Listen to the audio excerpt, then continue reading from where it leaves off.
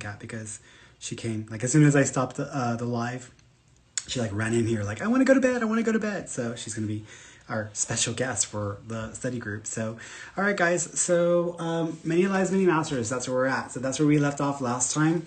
And we are on chapter... What chapter are we on? We are on chapter...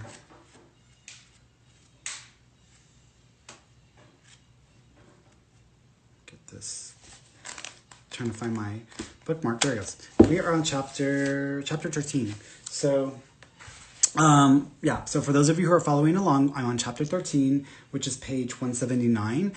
If you don't know what the study group is about, that's okay. So what this book is about is actually about reincarnation, and it's about a physician. He's a psychiatrist, and he essentially kind of stumbled into past life regression and reincarnation and past life memories through one of his patients named Catherine. And so the book is about their sessions together and all the things that happened after they started doing these regressions together. So that's what the book is about. And so we've been working through the book now. We're almost done, actually. We have got pretty much most of it done. So we're going to finish this one up, and then we're going to start a new book after this one. But yeah, so I'm going to read the chapter, and then if I need to stop because I want to address something, then I will address it. But for the most part, if you guys have a question about the book or the content or the story or, what's going on with Catherine as he's like, working with her on her regression work, feel free to like put it in the comment section below, and I'll try to check your comments before I get off. That way, if we can take it into a conversation or a discussion, then I'm all down. I'm down for it. So, all right, so let's start here. Many Lives, Many Masters. So Catherine had gotten rid of her distressing symptoms. She was healthy beyond normal. Her lifetimes were beginning to repeat. I knew we were approaching a termination point, but what I did not realize on this autumn day, as she again settled into her hypnotic trance, was that 5 months would elapse between this hypnosis session and her next, which would be her last. I see carvings, she began. Some of them are done in gold. I see clay. People are making pots. They're red. Some type of red material they're using. I see a brown building, some type of brown structure. That's where we are. Are you in the brown building or near it? I'm in it. We're working on different things. Can you describe why you're working? I asked. Can you describe yourself, what you're doing? Look down. What do you look like? I have some type of red, some long red material on. I have funny shoes like sandals. I have brown hair. I'm working on making some type of figure. It's a figure of a man. A man. He has some kind of a stick, a rod in his hand. The other people are making things out of metals. This is done in a factory. It's just a building. The building's made out of stone. The statue that you're working on, the man with the stick, do you know who it is? No, it's just a man. He takes care of the cattle, the cows. There are lots of them, statues around. We just know what they look like. It's a very funny material. It's hard to work on. It keeps crumbling. Do you know the name of the metal? I don't see that. Just red. Something red. What will happen to the statue after you make it? It will be sold. Some will be sold in the marketplace. Some will be given to the different nobles. Only those with the finest workmanship will be given to the houses of nobles. The rest will be sold. Do you ever deal with these nobles? No. Is this your job? Yes. Do you like it? Yes. Have you been doing this long? No. Are you good at it? Not very. Do you need more experience? Yes. I'm only learning. I understand. Do you still live with your family? I don't know. But I see brown boxes. Brown boxes, I repeated. Brown boxes? They have little openings. They have a doorway in them, and some of the statues sit inside the door. They're made of wood, some type of wood. We have to make the statues for them. What is the function of the statues? They're religious, she answered. What religion is there? The statue. There are many gods, many protectors, many gods.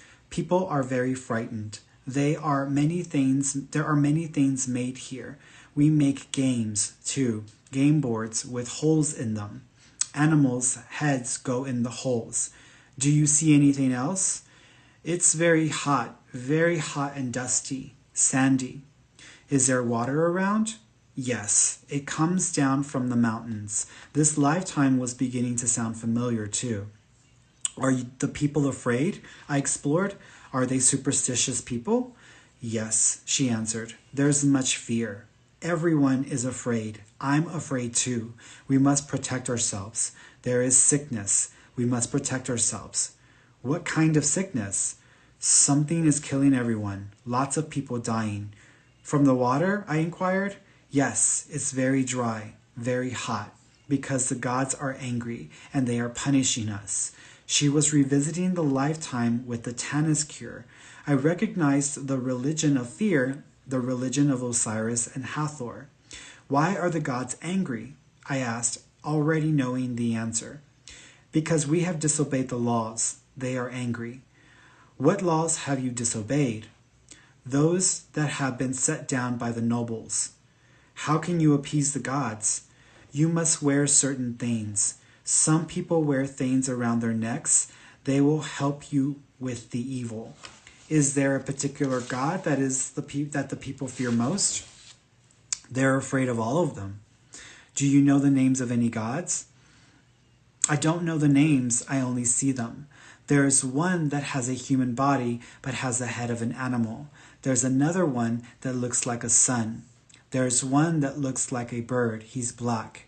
They run a rope around their necks. Do you live through all of this? Yes, I do not die. But members of your family do? I remembered. Yes, my father. My mother is okay. Your brother? My brother, he's dead, she remembered. Why do you survive? Is there something particular about you? Something you've done? No, she answered, then changed the focus. I see something with oil in it. What do you see? Something white. It almost looks like marble. It's alabaster. Some type of basin. They have oil in it. It's used to anoint the heads of the priests, I added. Yes. What is your function now? Do you help with the oil? No, I make the statues. Is this in the same brown building? No, it's later, a temple. She looked distressed for some reason. Is there a problem there for you? Somebody has done something in the temple that has angered the gods. I don't know. Was it you? No. I just see priests. They are preparing some sacrifice, some animal. It's a lamb. Their heads are bald. They have no hair on them at all, nor on their faces. She fell silent, and minutes slowly passed. Abruptly, she became alert, as if she were listening to something. When she spoke, her voice was deep. A master was present. It is on this plane that some souls are allowed to manifest themselves to the people who are still in physical form. They are allowed to come back, only if they have left some agreement unfulfilled. On this plane, intercommunication is allowed, but the other planes, this is where you're all allowed to use your psychic abilities and communicate with people in physical form. There are many ways to do this. Some are allowed the power of sight and can show themselves to the people still in physical form. Others have the power of movement and are allowed to telepathically move objects. You only go to this plane if it is useful for you to go there. If you have left an agreement that has not been fulfilled, you may choose to go here and communicate in some way, but that is all. To which the agreement must be fulfilled. If your life had been abruptly ended, This would be a reason for you to go to this plane. Many people choose to come here because they are allowed to see those who are still in physical form and very close to them. But not everyone chooses to have communication with these. To some people, it may be too frightening. Catherine fell silent and seemed to be resting. She began to whisper very softly. I see the light. Does the light give you energy? I asked. It's like starting over. It's a rebirth. How can people in physical form feel this energy? How can they tap into it and be recharged? By their minds, she answered softly. But how do they reach this state? They must be in a very relaxed state. You can renew through light. Through light. You must be very relaxed so that you no longer are expending energy, but you are renewing yours. When you sleep, you get renewed. She was in her superconscious state, and I decided to expand the questioning. How many times have you been reborn? I asked. Have they all been here in this environment, the earth, or everywhere as well? No, she answered, not at all. What other planes, what other places do you go to? I have not finished what I have to do here. I cannot move on until I've experienced all of life, and I have not. There will be many lifetimes to fulfill all of the agreements and all of the debts that are owed. But you are making progress, I observed. We always make progress. How many times have you been through lifetimes on the earth? 86. 86? Yes. Do you remember them all? I will, when it is important for me to remember them.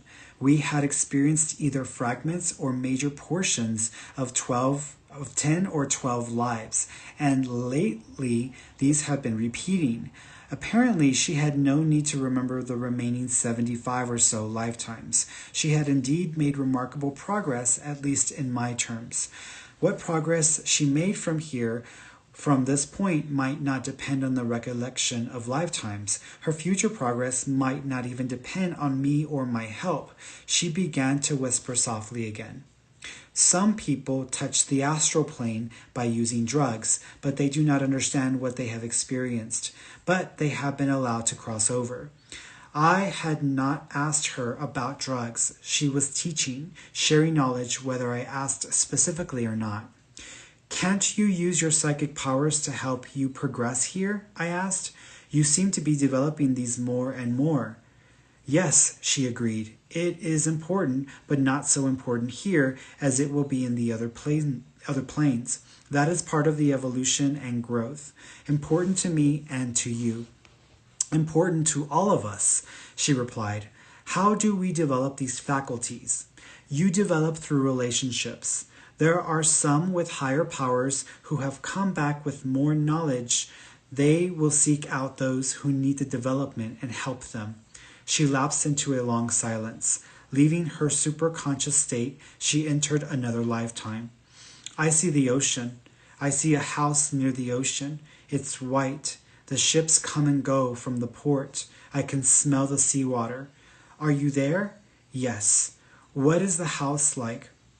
It is small. It has some type of tower on the top, a window where you might look out onto the sea. It has some type of telescope. It's brass, wood, and brass. Do you use this telescope? Yes, to look for the ships. What do you do? We report the merchant vessels when they come into port. I remembered she had done this in another past lifetime, when she was Christian.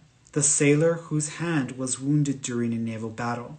Are you a sailor? I asked, looking for confirmation. I don't know, maybe.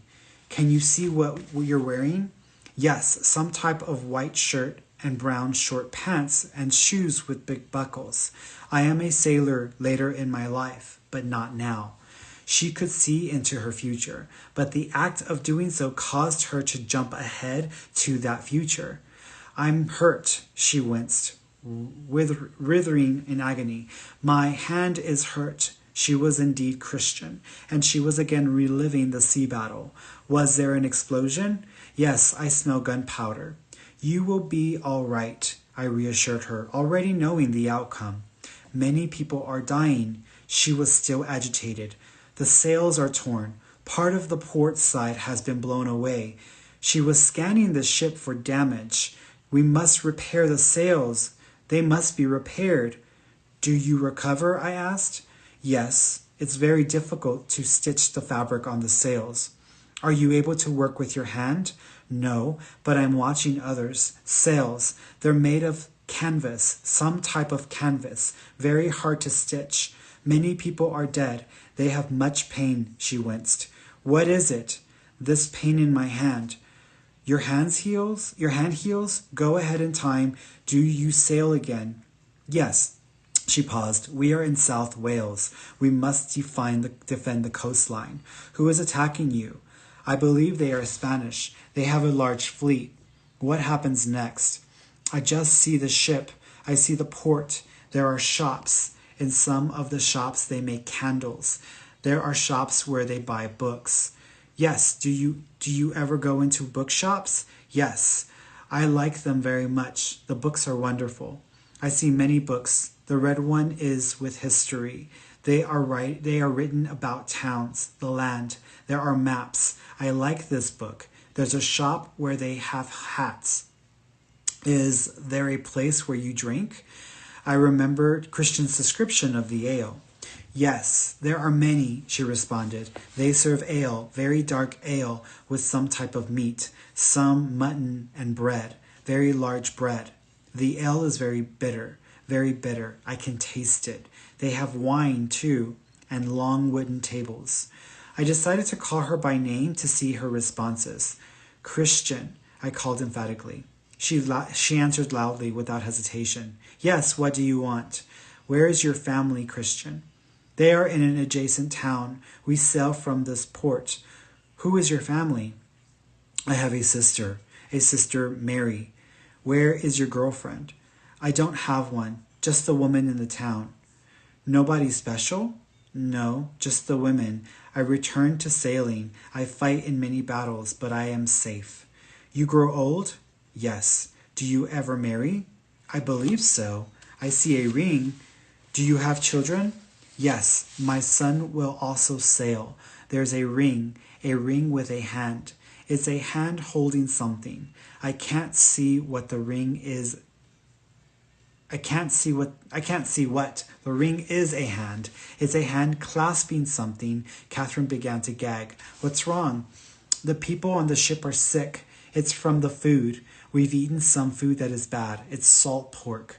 Her gagging continued. I took her ahead in time, and the gagging ceased. I decided not to progress her through Christian's heart attack again. She was already exhausted, and so I brought her out of the trance. Let's see, this one because I want to see how. Let's do another one. The other one's like really short, so we'll do another one. Chapter 14. 3 weeks passed before we met again. My brief illness and her vacation had caused the delay. Catherine continued to prosper during this period, but when we began the session, she seemed anxious. She announced that she was doing so well and feeling so much better that she did not feel hypnosis could help her any more than it already had. She was right, of course. Under ordinary circumstances, we must have begun terminating therapy weeks ago. We had continued in part because of my interest in the messages from the masters, and because some minor problems still persisted in Catherine's present-day life. Catherine was nearly cursed, and the lifetimes were repeating. But what if the masters had more to tell? How could we communicate with Catherine? I knew she would continue our sessions if I insisted, but I did not feel right about insisting. With some sadness, I agreed with her. We chatted about the events of the past 3 weeks, but my heart was not in it. 5 months drifted by. Catherine maintained her clinical improvement. Her fears and anxieties were minimal. The quality of her life and her relationships was dramatically uplifted. She was dating other men now, although Stuart was still in the picture. For the first time since she was a young child, she felt some joy and real happiness in her life. Occasionally, we would pass each other in the hallway or in that cafeteria line, but we had no formal doctor-patient contact. Winter passed and spring began. Catherine scheduled an appointment in the office. She had been having a reoccurring dream about a religious sacrifice of some sort that involved snakes in a pit. People, including herself, were being forced into the pit. She was in the pit, trying to climb out of it by digging her hands in the sandy walls. The snakes were just below her. At this point in the dream, she would awaken, her heart pounding wildly. Despite the long hiatus, she fell quickly into a deep hypnotic state.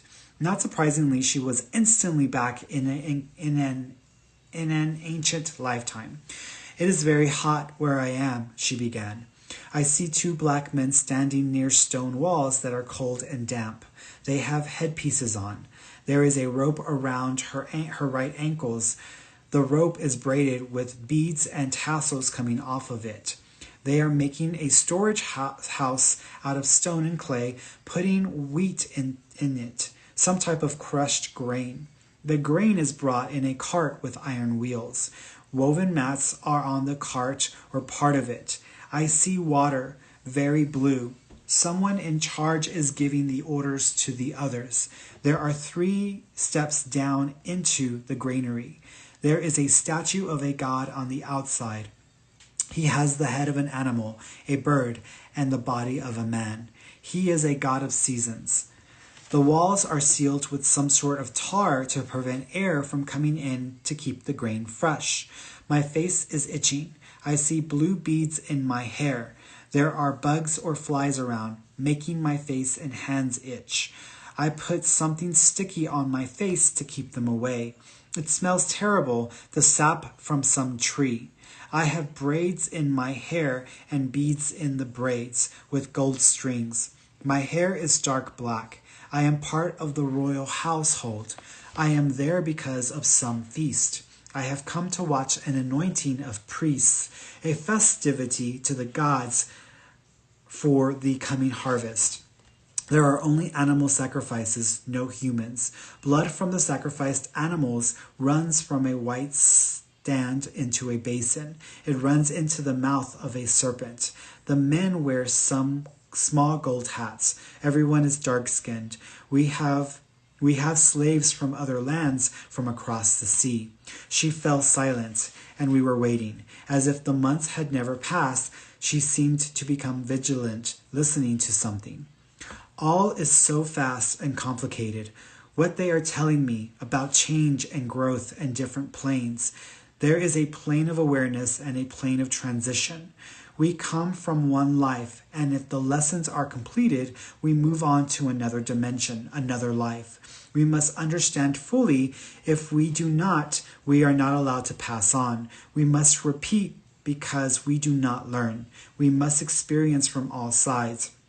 We must know the side of wanting, but also to give. There is so much to know, so many spirits involved. That is why we are here. The masters are just one on this plane. Catherine paused, then spoke with the voice of the poet master. He was speaking to me. What we tell you is for now. You must now learn through your own intuition.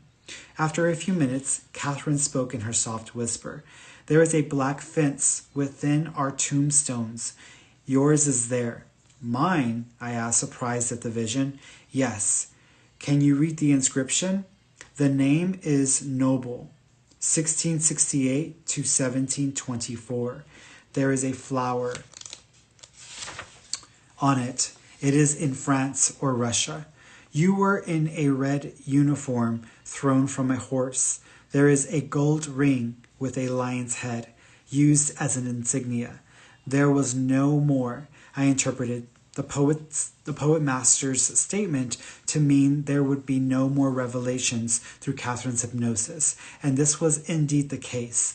We were to have no further sessions. Her cure had been completed, and I had learned all that I could through the regressions. The rest, what lay in the future, I had to learn through my own intuition. I'm going to read one more. I'm like trying to get through these because they're like so short, so I'm going to like read one more. Chapter 15. 2 months after our last session, Catherine called and scheduled an appointment. She said she had something very interesting to tell me. When she walked into the office, the presence of the new Catherine, happy, smiling, and radiating an inner peace that made her glow, briefly surprised me. For a moment, I thought about the old Catherine and how far she had come in such a very short time. Catherine had gone to see Iris Saltzman, a well-known psychic astrologer who specialized in past life readings. I was a little surprised, but I understood Catherine's curiosity and her need to seek some added confirmation for what she had experienced. I was glad she had the confidence to do this. Catherine had recently heard about Iris from a friend. She had called and made an appointment without telling Iris about anything that had transpired in my office. Iris had asked her only for the date, time, and place of her birth. From this, Iris explained to her she would construct an astrological wheel that, in conjunction with Iris's intuitive gifts, would enable her to discern details from Catherine's past lives. This was Catherine's first experience with a psychic, and she really didn't know what to expect. To her amusement, Iris validated most of what Catherine had discovered under hypnosis. Iris gradually worked herself into an altered state by talking and by making notations on the hastily constructed astrological graph. Minutes after she had entered the state, Iris reached for her own throat and announced that Catherine had been strangled and had had her throat cut in a previous life. The throat cutting had been in a time of war, and Iris could see flames and destruction in the village many centuries ago. She said that Catherine had been a young man at the time of his death. Iris's eyes appeared glazed as she next described Catherine as a young male dressed in a naval uniform, with short black pants and shoes with old buckles on them. Suddenly, Iris grabbed her left hand and felt a throbbing pain, exclaiming that something sharp had entered and damaged the hand, leaving a permanent scar. There were large sea battles, and the location was off the English coast. She went on to describe a life of sailing. Iris described more fragments of lifetimes. There was a brief life in Paris where Catherine was again a boy and had died young, in poverty. Another time, she was a female American Indian on the southwest Florida coast. During this lifetime, she was a healer and walked around barefoot. She was dark-skinned and had odd eyes. She would apply ointments to wounds and give herbal medicines, and she was very psychic. She loved to wear blue stone jewelry, a lot of lapis with a red stone intertwined. In another lifetime, Catherine was Spanish and had lived as a prostitute. Her name began with the letter L. She lived with an older man. In another life, she was the illegitimate daughter of a wealthy father who had made titles. Iris saw the family crest on mugs in the large house. She said that Catherine was very fair and had long, tapering fingers. She played the harp. Her marriage was arranged. Catherine loved animals, especially horses, and she treated the animals better than the people around her. In a brief lifetime, she was a young Moroccan boy who had died of an illness in his youth.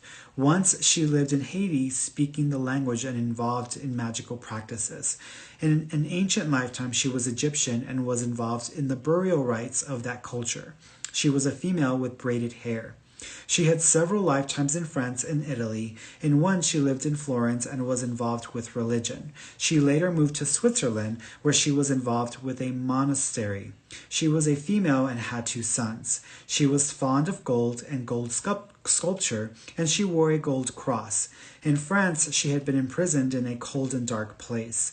In another life, Iris saw Catherine as a male in a red uniform, involved with horses and soldiers. The uniform was red and gold, probably Russian. In yet another lifetime, girl, I'm gonna look this person up because it looks like they know what they're doing. In another lifetime, in another life, Iris saw Catherine as a male in a red uniform, involved with horses and soldiers. The uniform was red and gold, probably Russian. In yet another lifetime, she was a Nubian slave in ancient Egypt. At one point, she was captured and thrown into jail. In still another life, Catherine was a male in Japan, involved with books and teaching, very scholarly. She worked with schools and lived to an old age. And finally, there was a more recent life as a German soldier who was killed in a battle. I was fascinated by the detailed accuracy of these past life events as described by Iris. The correspondence to Catherine's own recall while under hypnotic regression was startling. Christian's hand injury while in the naval battle, and the description of his clothes and shoes, Luisa's life as a Spanish prostitute, Aranda and the Egyptian burials, Johann and the young raider whose throat was cut by a previous incarnation of Stuart while Stuart's village had burned, Eric, the doomed German pilot, and so on. There were also correspondences to Catherine's present life. For example, Catherine loved blue stone jewelry, especially lapis lazuli. She was not wearing any. However, during her reading with Iris, she had always loved animals, especially reading with Iris. She had always loved animals, especially horses and cats, feeling safer with them than with people. And if she could pick one place in the world to visit, it would be Florence. By no means would I call this experience a valid scientific experiment. I had no way of controlling the variables, but it happened, and I think it's important to relate it here. I am not sure what occurred that day. Perhaps Iris unconsciously used telepathy and read Catherine's mind, since the past lifetimes were already in Catherine's subconscious. Or perhaps Iris really was able to discern past life information by the use of her psychic abilities. However it was done, the two of them obtained the same information by different means that we had collected.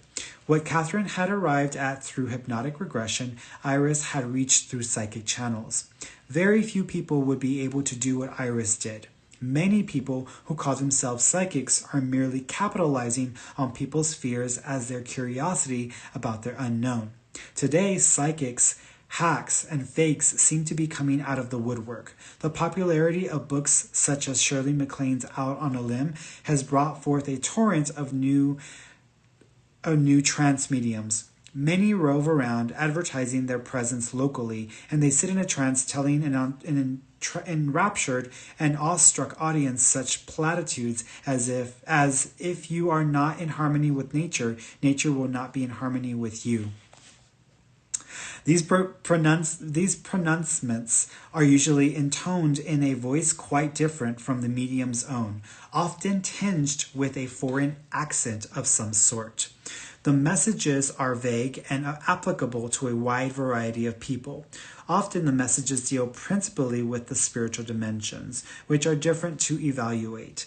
It is important to weed out the false from the true so that the field is not discredited. Serious behavioral scientists are needed to do this important work. Psychiatrists are necessary to make diagnostic assessments to rule out mental illness, malingering, faking, and sociopathic conning tendencies.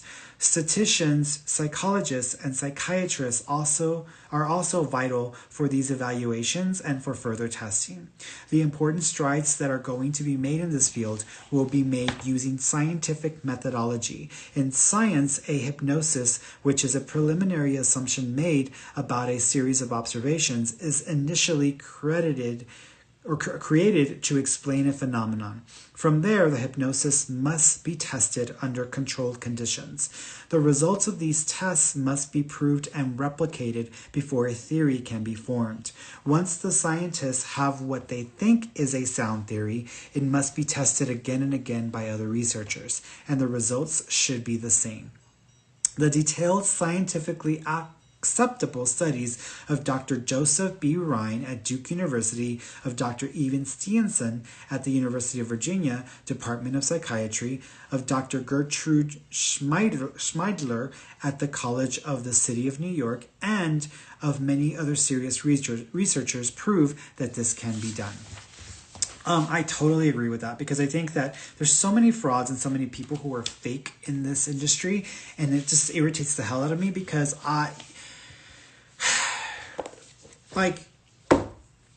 there are a lot of people who call themselves psychic, but they don't actually step up to the plate and bat. In other words, you have a lot of people who are not willing to put themselves out on a limb or to start to do it in a public way so people can see.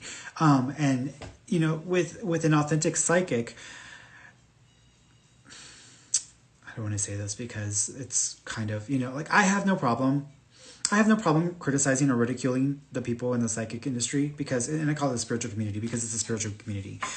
Because there are a lot of people, and I wrote an article about this a few months back, that I felt that there were a lot of people in the spiritual community and who are also psychics, who call themselves psychics, who are actually suffering from a mental illness and are not as psychic as they claim to be.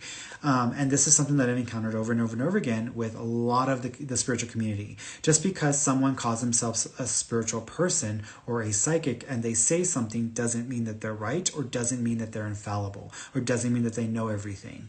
And if someone does call themselves a psychic, they should be willing to put themselves out there in the public and actually show that they are psychic. And, it's not an easy thing to do. And for no one, it's not going to be easy, because even myself, when I started to do this publicly and I started to put myself out there in public and read for people, do mediumship stuff. And it was not an easy thing for me to do. I was scared, and I still get very anxious and scared. Not scared, but anxious. I get anxious before my sessions, but it's a different kind of anxiety. It's more based on the energy building and me being prepped to be able to go into this. So sometimes I have to kind of take a feit minutes before I get on to the live, because I start to feel my heart beating faster, and I start to feel like this close-in feeling. And then once I start doing it, I'm fine, and it works, the way it's supposed to, for the most part. Every now and then I may have an off day, or a day where I'm not really as specific as I would like to be, because I try to be as specific as possible. But you should be able to do it and prove it over and over and over again if this is something that you possess. But it's not like I was able to do this from the get-go. I had to practice doing this, and I had to force myself to do this even though I didn't want to. And in the beginning, it's funny, because when I started doing the lives, I was only doing just psychic readings, where I was only just reading the future, because I was I don't, the future, you have to wait a little whiles. And I knew that I could tune in and sense the future. But with the mediumship stuff, that was a little bit harder. It was a little more complicated for me. And so I was avoiding doing that in the beginning when I was doing the lives. Now I'm to hell with it. If I'm a psychic and I'm a medium, I should be able to prove it, y'all. So let me get on here and let me try to prove it, But that's not why I do it. I do it to help y'all, or to just pass the messages on. But that's what it should be, right? That's what it should be about. So people who call themselves this, they should be prepared to be in public, or to put themselves on the line to be able to show that they can do this. If they're not willing to do that, either it's one of two things: they're too scared and they need to force themselves out of their comfort zone, because they're going to have to do it at some point, or they're just a fraud and they know that they're going to be they're going to be caught. And so it's just tricky. It's just tricky with the psychic industry. But a psychic, an authentic, true psychic, should be willing to admit when they're wrong, or when they've gotten something wrong, and they haven't been accurate. Because we are not infallible. We don't know everything. We don't see everything, which is why I don't know why people think that. We can only sense detail, and then we have to make a judgment call. When we're talking to spirits, we can only share what they give us, and then our job is to figure out what they're trying to say and be very specific, or very focused on how that's going to come across, so that it gets the point across, or the message is received. And the person should be able to validate that. So it just depends on the psychic, but that's what we should be able to do. So I love the part that he's doing that, because I always know that spiritual work is authentic when the person who is doing the work, who is writing the book or whatever, they criticize the spiritual community, because That is a given. Every person that I've met who is an authentic, genuine, sensitive or psychic, who knows the ins and outs of the industry, who either, they've been on television, or they've had to deal with public audiences, or they've had to put themselves out there, they all have the same, feedback about the spiritual community, that we're not all spiritual. And just because you call yourself spiritual doesn't mean that you are. There's actually work that goes into it. But they all have like a very down to earth, like mindset, and like very practical mindset. They're not just like every single thing they're saying is just something that sounds like it's completely made up, and there's no way to validate that. That's just bullshit, in my opinion. So that's just the way that I feel.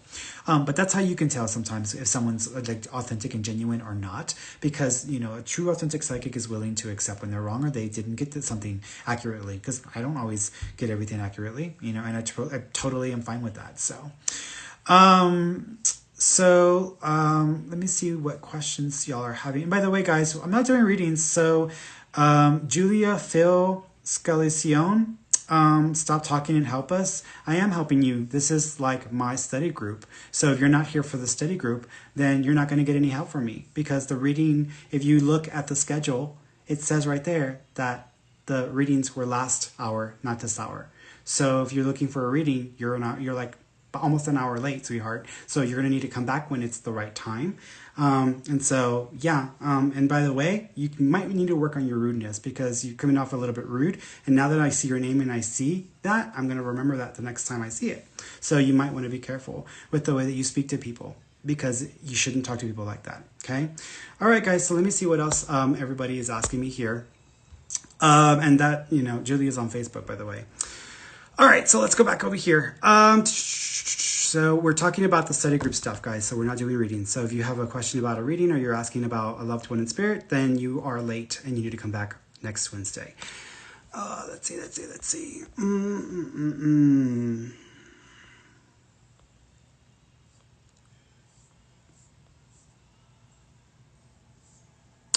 All right, so nothing on this side over here. Let's see over here. And for the other Julias out there, this is my Instagram, this is my Facebook, this is my YouTube. So if y'all have opinions for what I should or shouldn't be posting, then you should probably check yourselves, because again, they are my Instagram, my YouTube, and my Facebook. And if I want to spend an hour talking to y'all and telling you what I want to talk about, that is my choice, and that is my power. I can do that. So just so y'all know, don't make Ferny mad, because Ferny can be a bitch when she's mad. And by the way, Julia, if you come back next week, I'll probably read you and I'll forget all about you. So you can try back next week when I've forgotten your name.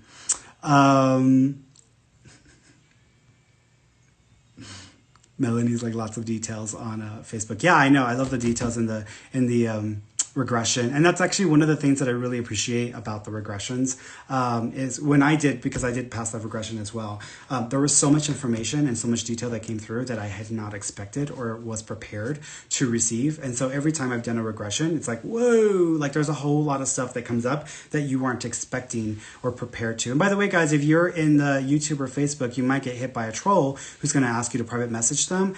That's a troll. They're going to take your money. So don't private message them. In fact, you should report them as spam and then block them. Noel Boudreau, can you develop this gift? Absolutely. I don't like to refer to it as a gift, because it makes me sound like I'm special, and I'm not. I'm just another person just like you. I have feelings just like you. I don't live my life differently, except I talk to people who are deceased, and I can channel, I can channel higher beings.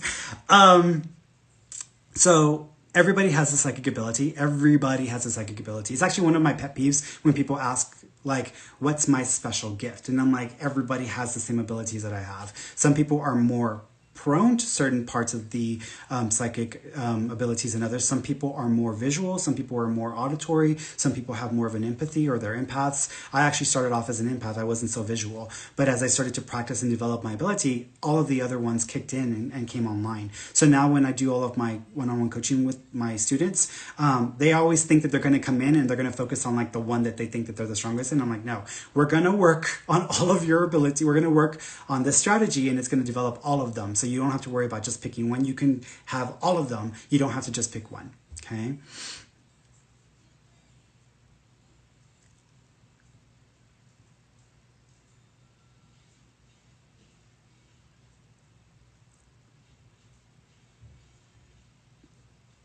It's like, she has a friend that I think is psychic, but he has repressed it because he had an unsupported religious upbringing. How can they develop or get it back? It's not that they lost it. They never lost it. It's just that they're preventing themselves from using it.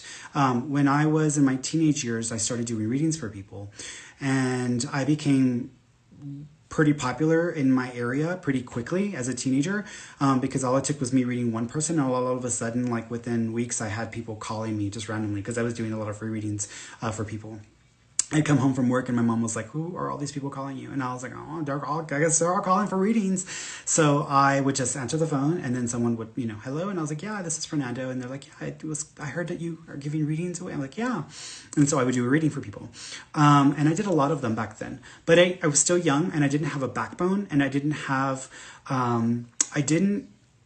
I wasn't able to stand up for myself or to hold my own whenever I was having to deal with people who were challenging or difficult, like the Julia that was here earlier. So what ended up happening is that I had two readings. One was with this younger male. He called me and I saw like the prison bars close, like, the bars when they close, I saw that. And I was like, I keep seeing these bars closing. I was like, I don't know what that means, but I mean, the only thing that I can think of is that you might get in trouble or you might need to watch what you're doing or who you're spending your time around, because I keep seeing these prison bars, right? So after I said that to him, like he lost it. Like he completely like lost his shit. And he went off on me. He's like, you don't know what the fuck you're talking about. And, you're not a psychic, you're a fake. And he was like coming for me. And I, back then I was super polite. I was super, like, okay, well, I'm not going to say anything. I was also shyer. And he just like went off on me or whatever. And so I was like, okay. And then he hung up. And so I was so upset and so pissed after that, because I was like, what the hell, right? Like, what the hell? Like, he didn't pay me for shit, he didn't pay me nothing. He should have appreciated that I did this for free. So what the hell is this problem? So it really hurt my feelings back then. I wasn't prepared to deal with that. Then like a week or two later, I had this other guy call me up. It was an older man. He was a curandero, which in the Hispanic culture, it's like a shaman. It's like a Hispanic Spanish shaman. And he was like, hey, I heard all about you. I wanted to call and get a reading. And I'm like, oh, okay. And so I read him, and he like tried to like push me down, like at the end of it. Like he didn't even say whether I got things right or wrong. He says, okay, he says, maybe one day you'll be good, or maybe one day you'll do better, or you can get to the level that I'm at. Like he started talking down to me like I was like less than him, and just was like demeaning me, just trying to push me down.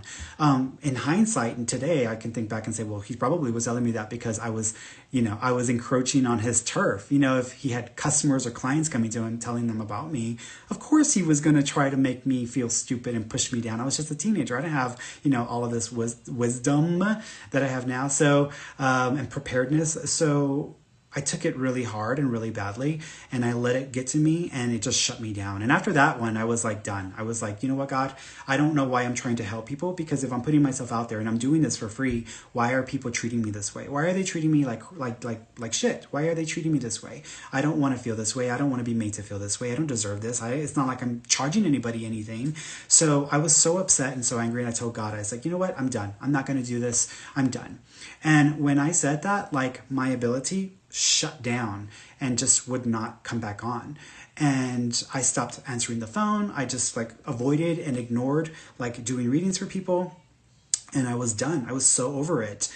And what ended up happening is after I realized how I made a mistake, because I really did feel a connection to this work, I tried to reinitiate my ability. And I couldn't even feel like by default, I was an empath. I could feel people's emotions. I couldn't even feel that. Like, I felt like I was walking around and I was numb and I couldn't feel any emotions from people, and I couldn't see or visually or get anything that I was able to do before. And it felt like every time I would try, it would be wrong. It would be wrong. It would be wrong. And I'm like, I don't know what the hell happened.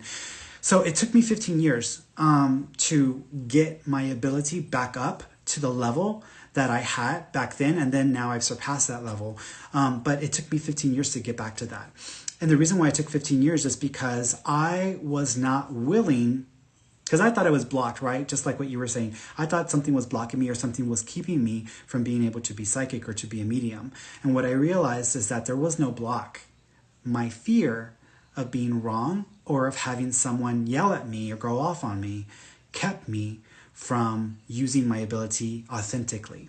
Because when you do this work, you're not going to be right all the time, because we have the ability as humans to make mistakes in the way we're interpreting things.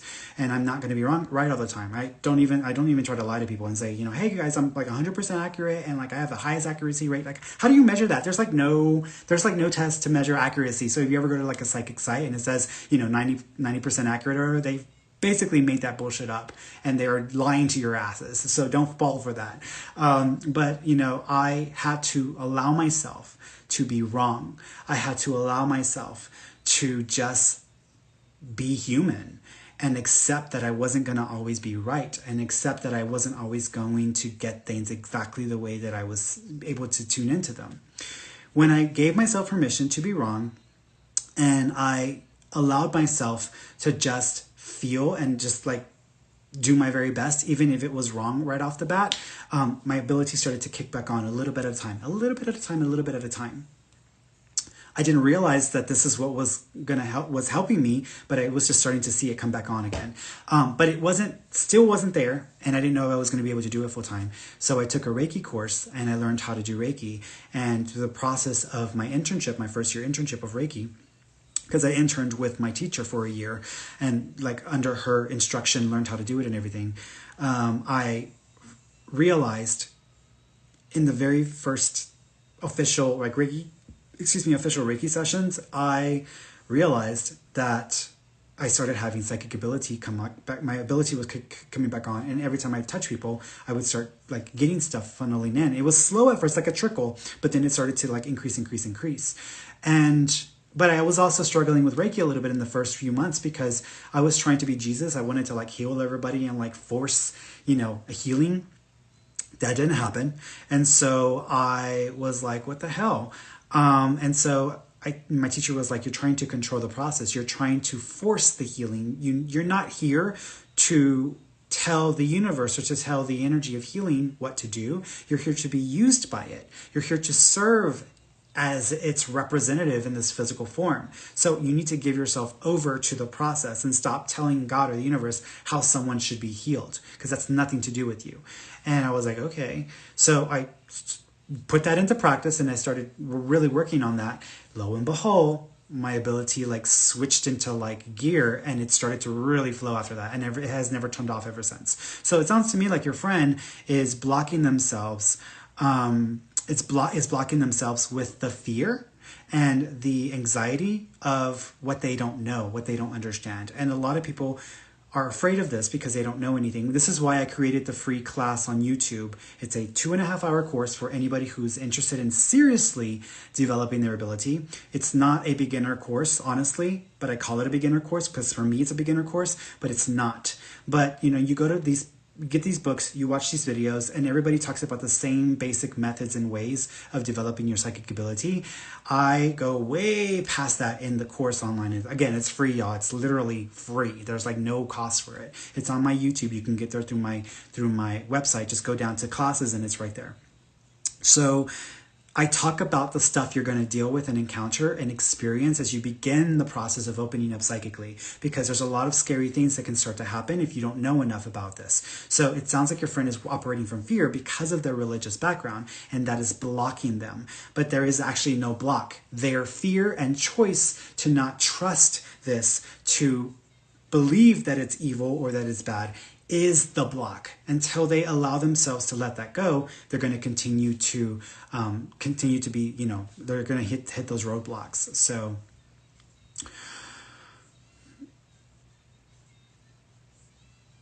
Karen Marie has a good question. Hi, Ferny. In the last year, I've been reading about crystals. I think it's a good way to connect to positive healing energy. Thoughts, are you drawn to a particular one? I don't really care about crystals. Crystals don't matter to me. So the idea of crystals, the idea of the tarot, oracle cards, pendulums, etc. These are all tools. These are tools of divination, and they allow you to use it as a mechanism to tap into your intuition. You do not need the tools to tap into your intuition. Your intuition is there, it's a given.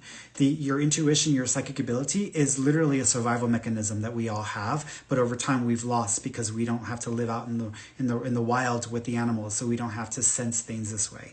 But these tools are just there to help you, and some people have a huge attachment to the tools. Like, I can't do what I need to do without these tools, and this is why I actually got away from them. I'm not saying there's anything wrong with using tarot or using pendulums or using whatever you want to use, or crystals.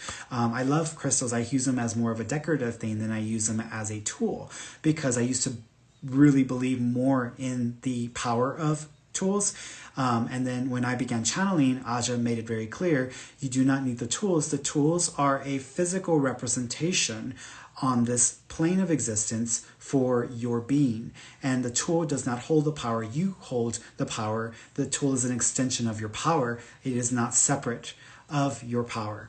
And so I started off doing readings with cards. My very first video that I have on YouTube back years ago, I was sitting there with cards and I have this like hat and everything, and I was like totally uncomfortable. I actually need to do like a reaction video to my very first official like psychic video. But I was really attached to the use of cards, and after a while I felt like they were limiting my ability to sense the details that I was getting. And so I just started to pull away and pull away. It wasn't easy because you can get really attached and you're like, oh, I don't feel like I'm psychic without these. But after a while, it just worked after I pushed myself enough. And so now I just don't really use any tools. So if you feel connection to crystals, that's your connection. You can have that connection. You don't have to say no to that. You don't have to not use them. If they mean something to you, use it, run with it.